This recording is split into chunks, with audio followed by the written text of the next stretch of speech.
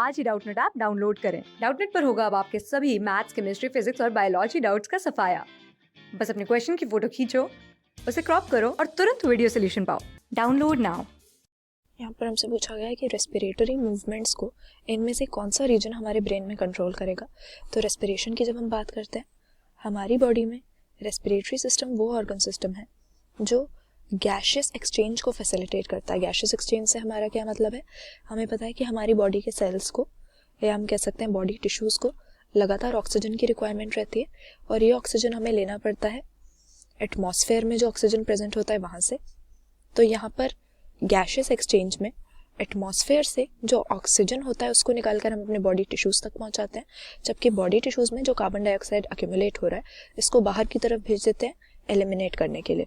इसी को हम ब्रीदिंग भी कहते हैं और पल्मोनरी वेंटिलेशन भी साइंटिफिक लैंग्वेज में इसी को कहा जाता है, जिसमें एटमॉस्फेयर की एयर को हम अपने लंग्स के अंदर लेते हैं और फिर इसमें से ऑक्सीजन निकाल के और कार्बन डाइऑक्साइड इसमें डाल के हम इसको बाहर भेज देते हैं।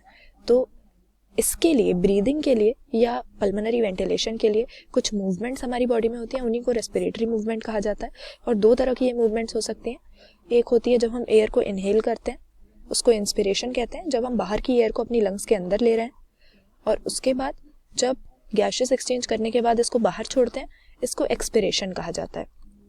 लेकिन ये ब्रीदिंग होती कैसे, क्यों बाहर की एयर अंदर आती है और फिर बाहर की तरफ वापस एक्सपेल हो जाती है? ये होता है कुछ प्रेशर चेंजेस की वजह से। जैसे कि हमें पता है लंग्स जो हमारे रेस्पिरेटरी सिस्टम का मेन पार्ट होती हैं, वेस्कुलराइज्ड पेयर बैग्स के फॉर्म में हमारी बॉडी में प्रेजेंट होती हैं। और कहाँ पर हमें ये मिलती हैं? थोरैक्स के रीजन में मिलती है, यानी चेस्ट में। यह जो कैविटी होती है, थोरैसिक कैविटी जिसे कहा जाता है, उसमें मिलेंगी। और थोरैसिक कैविटी में इनकी सिचुएशन कुछ ऐसे होती है कि इस कैविटी की वॉल्यूम अगर चेंज होती है तो लंग्स की वॉल्यूम भी इसके पैरेलल चेंज हो जाती है। और वॉल्यूम में हम कुछ मसल्स की कॉन्ट्रैक्शन और रिलैक्सेशन से चेंजेस लाते हैं, इससे प्रेशर में चेंज आता है। और फिर इसी की वजह से जब लंग्स में प्रेशर कम हो जाएगा, नेगेटिव प्रेशर होगा एटमॉस्फेयर के कंपैरिजन में, तो इंस्पिरेशन होगी, एटमॉस्फेयर की एयर अंदर आ जाएगी। और फिर लंग्स का प्रेशर जब बढ़ जाएगा तो इसको बाहर छोड़ दिया जाएगा। इन्हीं मूवमेंट्स की हेल्प से हम ब्रीदिंग कर पाते हैं। और यहाँ पर पूछा है कि इन मूवमेंट्स को कौन कंट्रोल करता है, तो हमारे रेस्पिरेटरी सिस्टम को भी हमारी बॉडी में मॉनिटर करने के लिए, यानी इसकी फंक्शनिंग को चेक करने के लिए और रेगुलेट करने के लिए हमारे पास एक सिग्निफिकेंट एबिलिटी होती है। अपनी बॉडी टिश्यूज़ की नीड्स के हिसाब से हम अपनी ब्रीदिंग को चेंज कर सकते हैं, इसकी ड्यूरेशन और इसके रेट को अल्टर कर सकते हैं।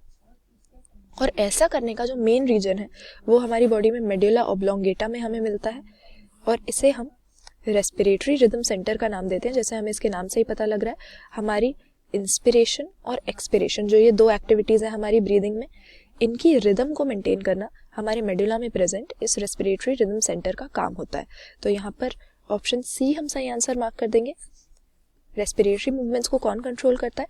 हमारी बॉडी में गैशियस एक्सचेंज के लिए रेस्पिरेटरी सिस्टम को मॉनिटर करने के और रेगुलेट करने के कई सारे मैकेनिज्म्स होते हैं, जिसमें से मेन रीजन मेडुला ऑब्लोंगेटा में हमें मिलता है रेस्पिरेटरी रिदम सेंटर, जो कि इंस्पिरेशन और एक्सपिरेशन की ड्यूरेशन और रेट को चेंज कर सकता है और रेस्पिरेटरी मूवमेंट्स को इन शॉर्ट ये कंट्रोल कर सकता है।